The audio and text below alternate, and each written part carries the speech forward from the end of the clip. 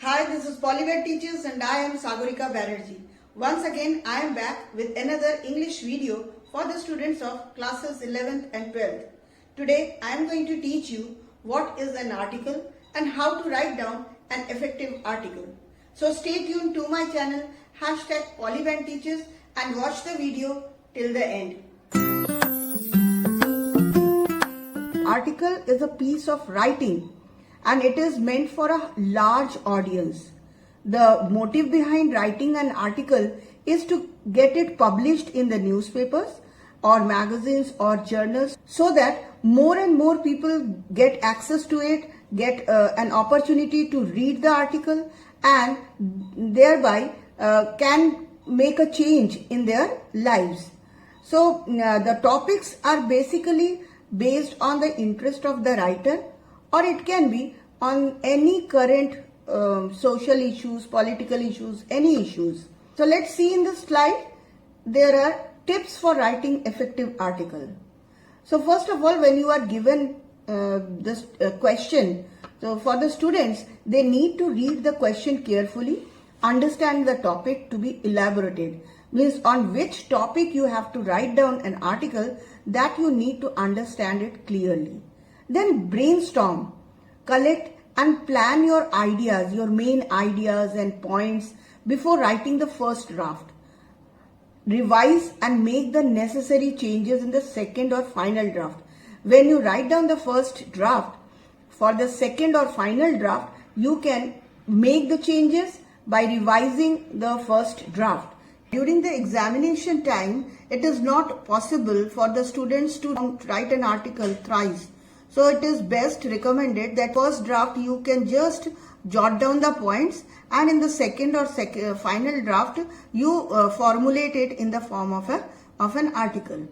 In the classroom situation, you can do it. First draft do it and then revise and make the changes in the second, and finally bring out the final draft. Now point number 3, if we see, begin the first paragraph by introducing the situations, person, services, problem, etc. that you would like to elaborate. So first paragraph should be an introductory paragraph. In the second paragraph and third, if you wish to add, expand the points. Whatever points you have given in the introduction, you expand it, write in detail, express your own opinion clearly and concisely. You can give examples also if it is required. Now next comes the concluding paragraph. So in the concluding paragraph, give polite suggestions or make requests or appeals. Round up your main viewpoint or opinion in a 1 or 2 line and then finish the article. For controlling the length of the sentence, do not use more than one conjunction in a sentence, because if you exaggerate a point, if you exaggerate a sentence, you tend to make more grammatical mistakes, and apart from that, it loses its track. So to make the article a good one, your sentence should be shorter, and this helps to maintain the grammatical accuracy, as I told you.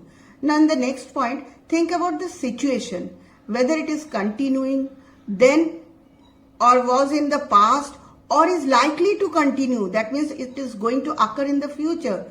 Then you have to use the tense. You have to decide the tense to be used before you start writing. So if it is continuing, you all know that you have to use present tense.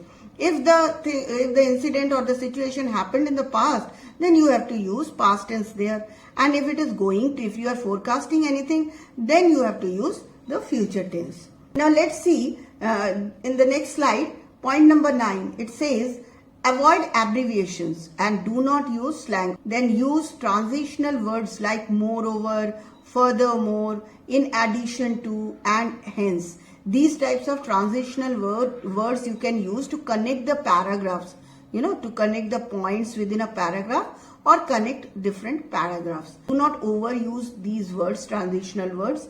They help in cohesion of the content. Next point is avoid repetition of ideas or words. If you have already put forth your idea or any word which you have already written, do not use it again and again. Use appropriate synonyms to add variety to your expression, because obviously it helps you to give a good expression and you tend to get good marks. Phrasal verbs also help to improve expression. So you have to work on the transitional words, phrasal verbs, synonyms and tense, or the expression part. And obviously if you know the topic, the content becomes very rich. So overall you get very good marks in this question. Sometimes if your presentation and everything goes well, then you tend to get full marks also in this question. Now there is one sample article. I am going to read out this question. It's given, write an article titled Literacy, the Need of the Hour. So you have to write down an article on this, literacy, the need of the hour. Topic is already given. So if I talk about the format of an article, it's very simple. You have to write down a catchy heading and then the byline, who is writing. Since there is no mention of the name of the person who is writing down this article, you can use XYZ. So literacy, the need of the hour is the heading, and by XYZ is the byline. Then you leave a line and start writing like this. In the first paragraph, you can see an old saying, brain rules over brawn, has stood the test of time and holds true today. The power of the mind infused through education is incomparable to any other power on earth. A mind that is devoid of education or the basics of it is a weak and vulnerable one. So you can very well understand in the introduction paragraph what is given, just an introductory paragraph where the person who is writing down this article has tried to explain what he is going to write in the remaining article. So it's an introductory part. Although attaining primary education should be the minimum goal of any individual, yet if circumstances do not allow that, the person should at least be literate. And to facilitate this, the government and some NGOs have set up literacy schools and camps. So in the second paragraph, here the person is exaggerating. He is giving enough points about the importance of literacy, because your topic is literacy, the need of the hour. So he is explaining about, gradually he is coming to the point. In the third paragraph, again it's a continuation of the body of the article. A literate person would certainly have higher self-esteem than an illiterate one.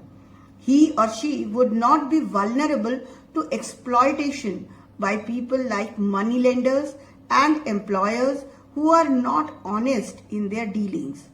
Awareness regarding one's fundamental rights and health problems is better in the educated or the literate.